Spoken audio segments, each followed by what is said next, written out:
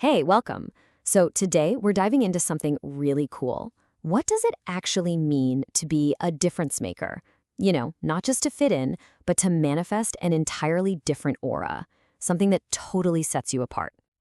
Okay, let's start with this really powerful quote from Romans. It says that all of creation is just waiting, eagerly waiting for something to be revealed. So, what on earth is it waiting for? And maybe more importantly, what does that have to do with you and me right now? Well, let's get into it. So, here's the first big idea we need to grab onto. The world is waiting. Seriously, it's hungry for innovators, for pioneers, for people who bring something totally new and essential to the table. And this gets to the heart of the matter. Look, blending in, it feels safe, it's comfortable, we all get it. But real impact, the kind that makes you truly valuable, that comes from the difference you bring. It's all about showcasing something no one else saw coming. So how do we become different? How do we actually do that? Well, the source material offers up this beautiful, kind of profound metaphor. Be like the wind. This passage from John is the key to the whole analogy. The wind blows where it wishes. Just think about that. You can't predict it, you can't contain it, and the text says that's what someone born of the Spirit should be like, just as unpredictable, undefined, and free. Like a visionary entrepreneur who pivots their company in a wild direction no one expects, or an artist who just refuses to be put in a box. That's the kind of radical freedom we're talking about. Let's just break this down. On one side, you've got conformity. It's predictable, it's defined, and ultimately, it's limited. But then you look at the other side, the Spirit-born, unpredictable, undefined, and, the big one, limitless. It's about having no boundaries, no ceiling on what you can achieve. Of course, being limitless doesn't mean life is suddenly easy. So what happens when life throws you a major curveball, or just straight up throws dirt in your face?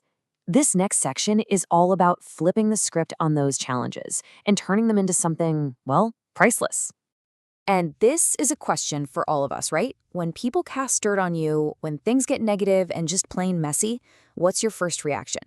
Do you let it stick to you? The source material actually gives us a really practical two-step response. Step 1, refuse to be a trash can. Just picture it. Don't let yourself become a dumping ground for other people's negativity. Then, step 2, and this is the game changer. Go find the gold mine hidden in that mess. Actively transform those negative situations into what the source calls a gold mine of incontrovertible results. I love this reframe. It's so powerful. That fire you might feel in your life, it's not there to destroy you. Think of it more like a purifying furnace, burning away all the junk to reveal your most brilliant, authentic shine. All right, let's look at a historical example of someone who absolutely mastered this principle. We're talking about the story of Joseph. Just look at this journey. It is a literal roller coaster. He starts out as the beloved son living a pretty good life. Then, bam, he's a betrayed slave, sold by his own brothers. Then it gets worse. He's an innocent prisoner. Each step is a massive, crushing downfall. But from the absolute bottom, he rises to become the prime minister of Egypt. He consistently turned the worst possible situations into his greatest triumphs. And here it is. Here's the secret to his success. He never let his circumstances define him or cloud his vision. But how? How did he do that? By refusing to be idle. As a slave, he didn't sulk. He became the best manager in the entire house. As a prisoner, he didn't despair. He administered the other prisoners. He focused on excellence right where he was, making himself indispensable no matter the predicament. Okay, so we've seen the principle, we've seen the example. What does this all mean for you? Let's translate these lessons into a direct, final mandate. The message here couldn't be clearer or more direct. The pity party is over. It's done. It's time to stop complaining about the hand you've been dealt and start taking action.